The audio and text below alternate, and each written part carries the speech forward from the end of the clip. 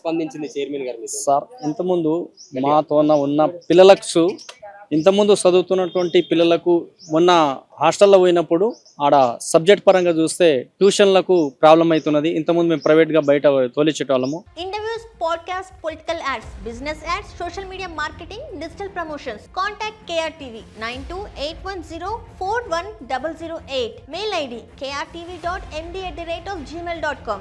గత ఇప్పుడు మన బంటు వెంకన్న సార్ కష్టపడి తెచ్చినందుకు కృతజ్ఞతలు తెలుపుతూ ఇక ఈసారి తెచ్చినందుకు ధన్యవాదాలు. ఇంకోటి అన్నీ ఉన్నా కానీ స్కూల్ బాగానే ఉన్నా కానీ హాస్టల్ల పరిస్థితి నిధులు సరిపోతులనే మాటలు మాట్లాడుతున్నారు. కాకపోతే ఆ ట్యూషన్ అనేది ఏదైతే ఉన్నదో పిల్లలు స్కూల్కి వెళ్ళి రాందాడే ఆడ టీచర్లు ఏమేమి చెప్పారు అనేది ఎక్స్ప్లెయిన్ చేసి ఆడ ట్యూషన్ చెప్తేనే ఆడ పోయి సబ్జెక్ట్ కరెక్ట్ అవుతుంది సార్. ఆ విధంగా చేపిస్తలేరు. అందుకనే ఒక పక్క ప్రణాళిక ప్రకారం ఒక ట్యూషన్ కు ఖచ్చితంగా వివరిస్తే చదువు బాగా సబ్జెక్టు అర్థమై పిల్లలు ఆడ చదువుకునే పరిస్థితి ఉంటది. ఇది ఒకటి మేలు జరగాలి మేడం.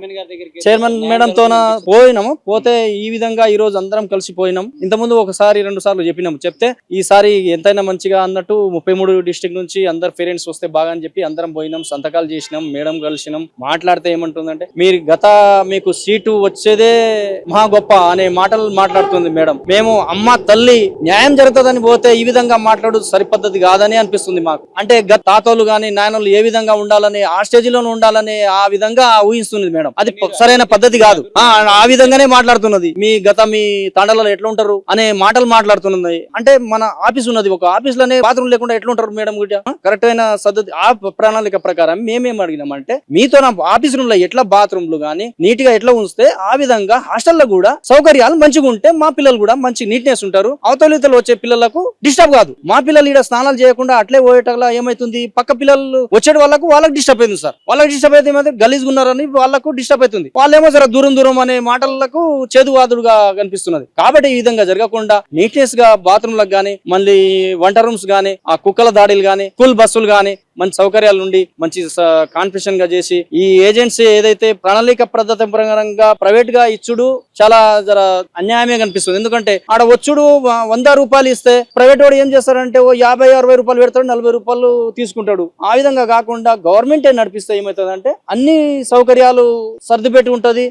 రూల్ ప్రకారం ఉంటది. మెయింటెనెన్స్ ఎంత చేయాలనేది వాళ్ళకు నీట్నెస్ ఉంటది. హాజరీ అనేది ఒక ప్రణాళిక ప్రకారం రాసుకుంటారు. ఎంతమంది వాచ్మెన్ కావాలనేది, ఎంతమంది స్టూడెంట్స్ ఎంతమందికి భోజనం పెట్టాలనేది, టిఫిన్స్ ఏ విధంగా చేయాలనే టైం ప్రకారం టిఫిన్స్ కూడా చేస్తలేరు. సండేలు గానీ ఏమైనా పండుగలు వస్తే కూడా సమంగా ఫుడ్ అరేంజ్మెంట్ లేదు. అవన్నీ సక్రమంగా నడుస్తుంది. చెప్తారు సార్.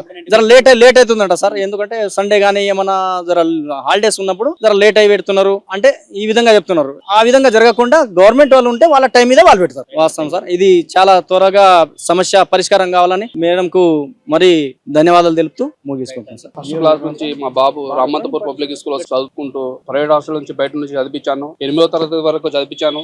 ఇప్పుడు ఈ హాస్టల్ రాగానే అక్కడ పెడితే 9th క్లాస్ లో బాబు ఫెయిల్ కావడం జరిగింది. అక్కడ ట్యూషన్ వాళ్ళు లేరు, ఎవరు లేరు, చెప్పేటోళ్ళు సబ్జెక్ట్ ఎవరు చెప్పేటోళ్ళు. ఎందుకంటే ఇంకొకటి ఏంటంటే అక్కడ ట్యూషన్ చెప్తున్నామని చెప్పేసి మాకు చెప్పారు. ప్రత్యేకంగా వాడికి ఫోన్ చేసి అడిగాను, మేడం ఏంది మేడం మా బాబు ఎలా చదువుతున్నాడో అంటే బాగానే చదువుతున్నాడు అని చెప్పారు. అనగానే ఇప్పుడు ఫెయిల్ అయిపోయాడు, మేము ఇప్పుడు రిమూవ్ చేసేస్తాము, మేము ప్రమోట్ చేయలేము అని చెప్పేసి ప్రిన్సిపాల్ అలా మాట్లాడడం జరుగుతుంది. కాబట్టి మేము ఒకటి అంటున్నాము, వార్డెన్ అనేది భయం అనేది లేదు, పిల్లలకు అనేది భయం అనేది లేదు. వార్డెన్ ఏం చేసుకుంటారు అని చెప్పి ఆ లెక్కలో ఉంది. వార్డెన్ తీసేయాలి, రిమూవ్ చేసేసి ఇంకో వార్డెన్ పెట్టాలి, కొత్త వార్డెన్ కొత్త ఏజెన్సీ తేవాలని చెప్పేసి మాకు ఒక కృతజ్ఞతలు చేస్తున్నామన్న మేము.